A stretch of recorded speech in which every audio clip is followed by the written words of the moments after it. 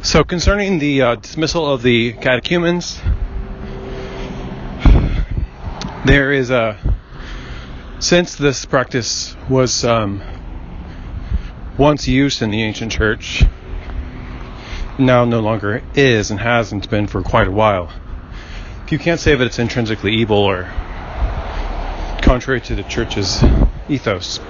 Nonetheless, it can't just be like reinstated randomly by an individual person after a hiatus of perhaps 1,000 years. Which is not to say that it might be a good idea. It's possible that such an idea could be advocated for, given current social, ecclesiastical, and cultural issues, and that the bishops or synods might adopt it as a practice or allow it on an individual case-by-case basis. But that's the point, is that it is up to the bishop to decide. The idea that it's a restoration of tradition rather than innovation, whereas I feel like it depends on what you mean by an innovation. If you mean by innovation simply something that's never been done before, sure. But when you have a practice that's changed for a good reason, it's changed universally, and that change has been adopted universally, it's been practiced by saints, was implemented by saints, and practiced by saints ever since, then that no one individual can decide for himself to change the liturgy. The way it's done currently all over the world is a standard, is a canon. Though, especially that way it's been done for thousands of years or hundreds of years. So traditions passed down from one generation to the next. So it's innovation not in the sense of being completely new or totally alien, but in the sense that it wasn't passed down organically from generation to generation. There was a hiatus in the tradition for a reason, and no individual should take it upon themselves to alter what they received from their previous generation, unless a bishop authorizes it as a kind of experiment, or on a case-by-case basis, or maybe he wants to try it in his whole diocese, or a synod might do that based on a theological argument which is advocated for by theologians or liturgical experts. But another example would be communion in the hand. Communion in the hand was universal in the church, East and West, and during the Golden Age. It was mentioned by many saints like Gregory Nazianzen and Saint Basil and so on. So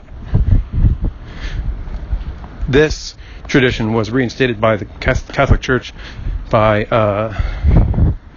individual dioceses or conferences of bishops were given permission to do it, based on advocacy that it's like it's a restoration of historical practice. Though traditional Catholics disagreed, said it was not traditional, but they were wrong. So it was a restoration. So if someone wants to say dismissal of the catechumens is a restoration of tradition, not an innovation, they'd also have to agree with in the same way that communion on the hand is a restoration of tradition. And if they would say there's reasons why that tradition was okay in the past but not okay now, then they admit that there are some traditions can change, and they're not okay with all restorations of tradition. And the criteria for which traditions to restore and which not would not be left up to an individual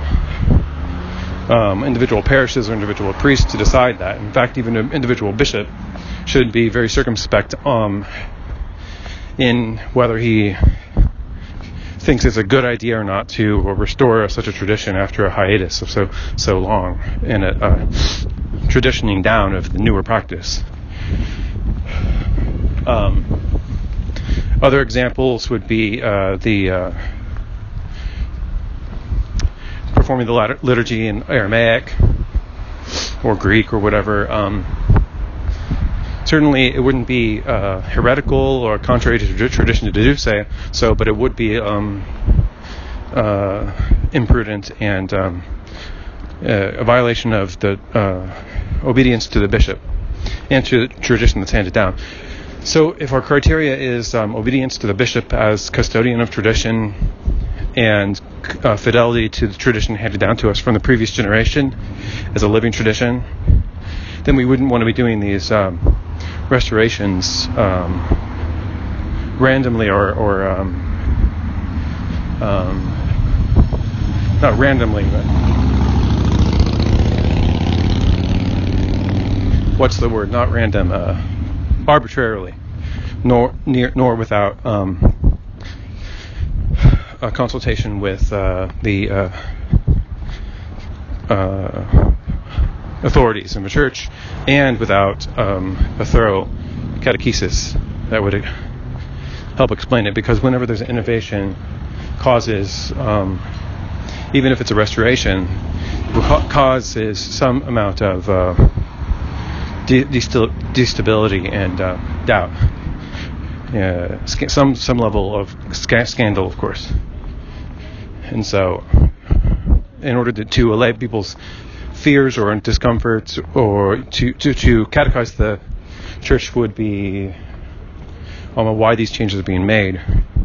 The point is that they are changes. If the word innovation is scary because it maybe we just mean changes, and if change is just an objective measurement of what was before is different from what is now. If innovation carries with it more of a negative connotation, change is at least value neutral. So that would be my opinion.